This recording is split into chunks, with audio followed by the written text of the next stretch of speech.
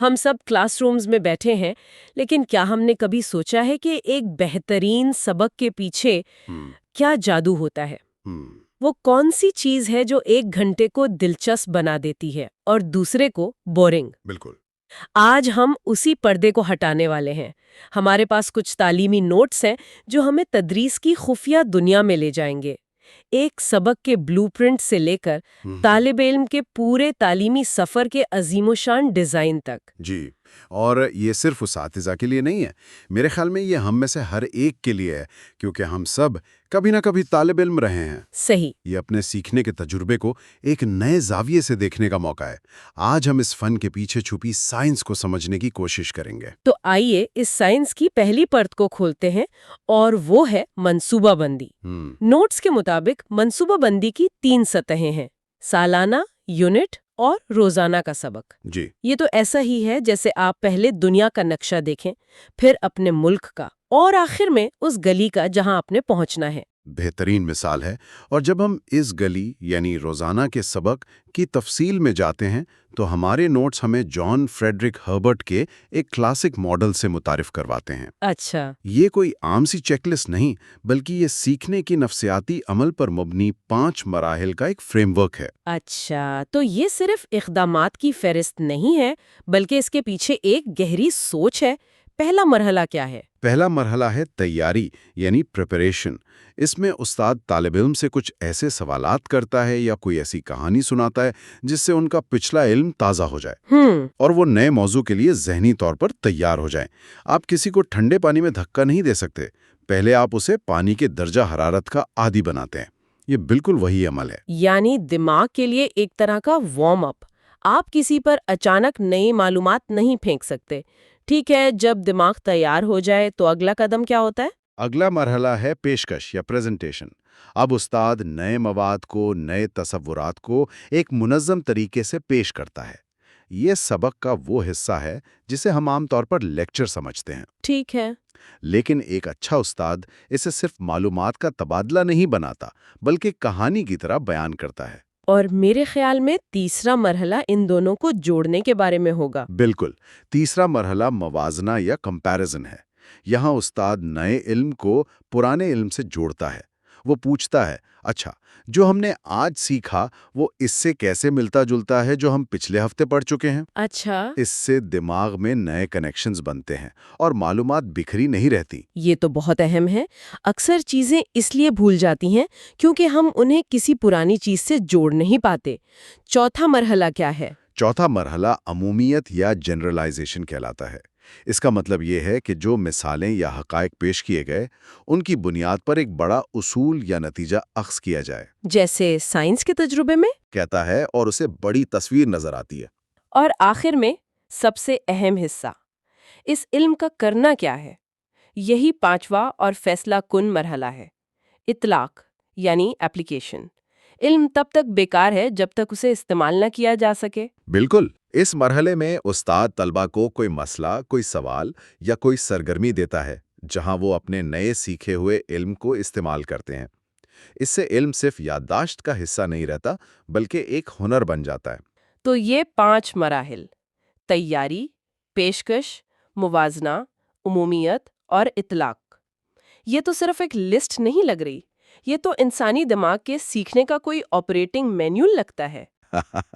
آپ نے اس کی روح کو پکڑ لیا ہے. آپ پرانی یادوں سے جڑتے ہیں، نیا آئیڈیا متعارف کرواتے ہیں، دونوں کا موازنہ کرتے ہیں، ایک اصول بناتے ہیں اور پھر اسے استعمال کرتے ہیں۔ جی، یہ ماڈل اسی لیے اتنا مؤثر اور لازوال ہے کیونکہ یہ سیکھنے کے قدرتی عمل کی عکاسی کرتا ہے.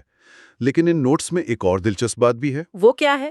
اس تفصیلی 5 قدمی ماڈل کے ساتھ ایک مختصر 3 قدمی ماڈل کا بھی ذکر ہے: تیاری، پیشکش اور اطلاق. اچھا، یعنی اس کا ایک شارٹ کٹ ورژن؟ شاید یہ مصروف اساتذہ کے لیے ایک زیادہ عملی اور تیز رفتار ورژن ہے. یہ بات مجھے ایک سوال کی طرف لے جاتی ہے۔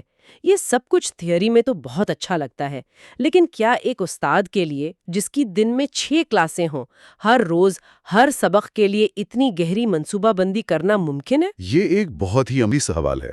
حقیقت یہ ہے کہ تجربہ کار اساتذہ کے لیے یہ مراحل ان کی عادت بن جاتے ہیں۔ اچھا۔ وہ شاید ہر چیز کاغذ پر نہ لکھیں، لیکن ان کا دماغ اسی ترتیب سے سوچ رہا ہوتا ہے۔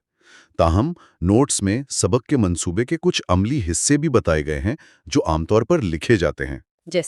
جیسے تمہید، جس میں پچھلے علم کی جانچ ہوتی ہے، پھر مقاصد کا بیان، یعنی آج ہم کیا سیکھیں گے، پھر سرگرمیاں، اور آخر میں تختہ سیاہ کا خلاصہ اور گھر کا کام۔ ٹھیک ہے؟ تو یہ سبق کا بلو پرنٹ تیار ہو گیا۔ لیکن ایک بلو پرنٹ تب تک بیکار ہے جب تک اسے بنانے والا ماہر نہ ہو۔ یہ ہمیں ہمارے نوٹس کے اگلے حصے کی طرف لے جاتا ہے۔ وہ کون سے بنیادی اصول ہیں جو ایک استاد سبق پڑھاتے ہوئے استعمال کرتا ہے؟ یہ بہت اہم نکتہ ہے۔ نوٹس میں تدریس کے کچھ سنہری اصولوں کا ذکر ہے۔ پہلا ہے معلوم سے نامعلوم کی طرف۔ معلوم سے نامعلوم۔ آپ ہمیشہ وہیں سے شروع کرتے ہیں جو طالب علم پہلے سے جانتا ہے۔ آپ الجبرا سکھانے کے لیے کیلکولس سے شروع نہیں کرتے، آپ گنتی سے شروع کرتے ہیں۔ یہ تو عقل کی بات لگتی ہے، لیکن اکثر اسے نظر انداز کر دیا جاتا ہے۔ اور کیا اصول ہیں؟ دوسرا ہے آسان سے مشکل کی طرف، اور تیسرا جو مجھے بہت دلچسپ لگتا ہے وہ ہے کل سے جز کی طرف۔ مطلب پہلے بڑی تصویر دکھائیں اور پھر اس کی تفصیلات میں جائیں۔ جیسے کسی ملک کا جغرافیہ پڑھانے سے پہلے دنیا کے نقشے پر اس کا مقام دکھانا۔ اس سے طالب علم کو سیاق و سباق مل جاتا ہے اور وہ کھویا ہوا محسوس نہیں کرتا۔ بالکل۔ یہ اصول دراصل سیکھنے کے عمل کو آسان اور قدرتی بناتے ہیں۔ اب اگر اصول یہ ہیں تو ان اصولوں پر عمل کرنے کی مہارت کیسے حاصل کی جائے؟ اسی سلسلے میں ہمارے ماخذ میں ایک بہت ہی دلچسپ ٹیکنیک کا ذکر ہے جسے مائکرو ٹیچنگ کہا جاتا ہے۔ جی، جب میں نے اس کے بارے میں پڑھا تو میرے ذہن میں فوراً ایک جملہ آیا، اساتذہ کے لیے فلائٹ سیمولیٹر۔ یہ بہترین تشبیہ ہے، اس سے بہتر اس کی وضاحت نہیں ہو سکتی۔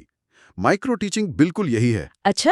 یہ ایک کنٹرول شدہ ماحول ہے جہاں زیر تربیت اساتذہ اپنی تدریسی مہارتوں کی مشق کرتے ہیں۔ 6 منٹ کا سبق جسے ریکارڈ کیا جاتا ہے اور پھر اس پر تنقید کی جاتی ہے، یہ تو سننے میں ہی بہت خوفناک لگتا ہے۔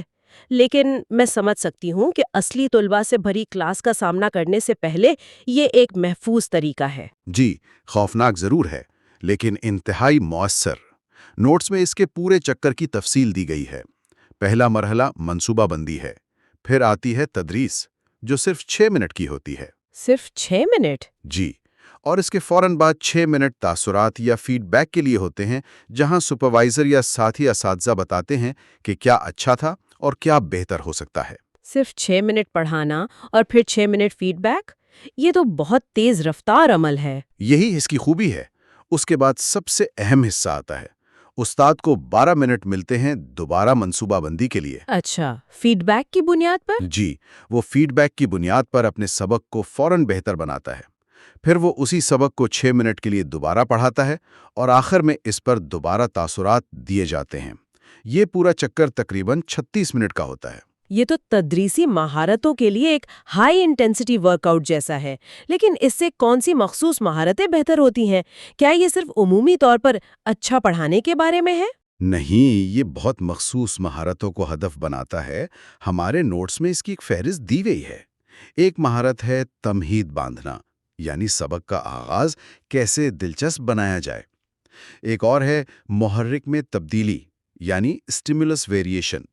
محرک میں تبدیلی، یہ کیا چیز ہے؟ اس کا مطلب ہے کہ استاد اپنی آواز کے اتار چڑھاؤ، اپنی حرکات و سکنات اور تدریسی مواد میں تبدیلی لا کر طلبہ کی توجہ برقرار رکھے۔ اچھا۔ آپ نے دیکھا ہوگا کچھ اساتذہ ایک ہی لہجے میں بولتے رہتے ہیں اور 15 منٹ بعد آدھی کلاس سو رہی ہوتی ہے۔ جی بالکل۔ اس کے برعکس ایک اچھا استاد کبھی چل کر بورڈ کے پاس جائے گا، کبھی طلبہ کے قریب آئے گا، کبھی اپنی آواز اونچی کرے گا، کبھی دھیمی۔ یہ سب طلبہ کو متحرک رکھتا ہے۔ اب سمجھ آیا، یہ وہ چھوٹی چھوٹی چیزیں ہیں جو بہت بڑا فرق پیدا کرتی ہیں۔ نوٹس میں اور کن مہارتوں کا ذکر ہے؟ مثالوں کا مؤثر استعمال، سوالات پوچھنے کا فن اور تختہ سیاہ یعنی بلیک بورڈ کے استعمال کی مہارت، یہ سب وہ اوزار ہیں جو ایک استاد کی ٹول کٹ میں ہوتے ہیں۔ اور مائکرو ٹیچنگ ان اوزاروں کو تیز کرنے کا موقع فراہم کرتی ہے۔ بالکل۔ بہت خوب. تو اب تک ہم نے ایک سبق کا بلو پرنٹ بنانا سیکھ لیا اور پھر اس بلو پرنٹ کو حقیقت میں بدلنے والے استاد کی مہارتوں کو نکھارنے کا طریقہ بھی دیکھ لیا.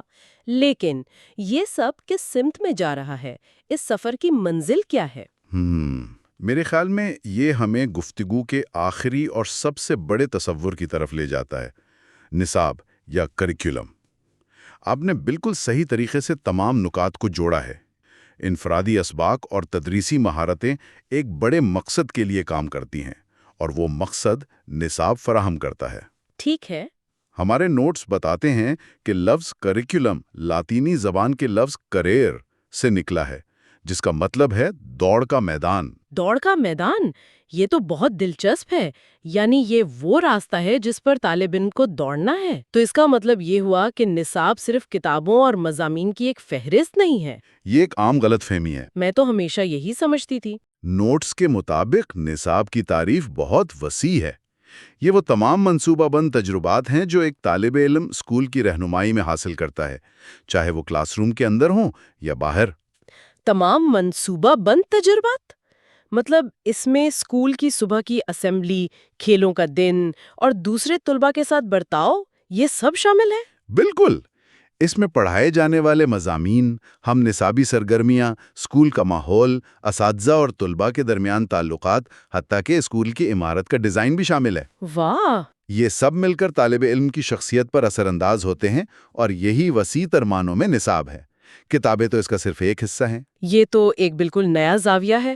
اگر ہم اپنی پرانی مثال پر واپس جائیں تو سبق کا منصوبہ سفر کا ایک قدم ہے، تدریسی اصول سفر کا طریقہ ہے، لیکن نصاب وہ پورا نقشہ ہے جو منزل تک لے جاتا ہے. آپ نے بالکل صحیح خلاصہ کیا. یہ تعلیم کا مجموعی ویژن ہے. جی، سبق کا منصوبہ روزانہ کی حکمت عملی ہے، جبکہ نصاب طویل مدتی منصوبہ اور مقصد ہے.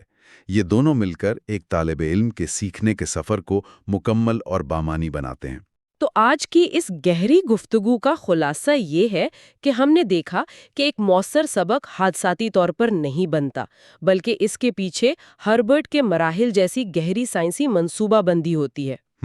پھر ہم نے جانا کہ اساتذہ اپنی مہارتوں کی مشق مائکرو ٹیچنگ جیسے فلائٹ سیمولیٹر میں کرتے ہیں، اور آخر میں ہم نے سمجھا کہ یہ تمام چھوٹی چھوٹی کوششیں ایک وسیع تعلیمی نقشے یعنی نصاب کا حصہ کیسے بنتی ہیں. جی، جو صرف کتابوں کا مجموعہ نہیں بلکہ طالب علم کے مکمل تجربے کا نام ہے. بالکل. اگر ہم اسے بڑی تصویر سے جوڑیں تو ہمارے نوٹس تدریس کو مراحل، اصولوں اور تکنیک کی ایک سائنس کے طور پر پیش کرتے ہیں. یہ کوئی جادو نہیں بلکہ ایک ہنر ہے. صحیح. لیکن اس سے ایک آخری سوال پیدا ہوتا ہے جو سننے والوں کے لیے ایک سوچ کا نقطہ ہو سکتا ہے. وہ کیا ہے؟ ان تمام سائنسی طریقوں، تکنیکوں اور منصوبہ بندی کے باوجود ایک بہترین استاد کی سب سے اہم خصوصیت کیا ہے جو ان نوٹس میں نہیں لکھی؟ کیا وہ جذبہ، وہ اپنے طلبہ سے تعلق، یا وہ فن ہے جو اس پوری سائنس کو زندگی بخشتا ہے؟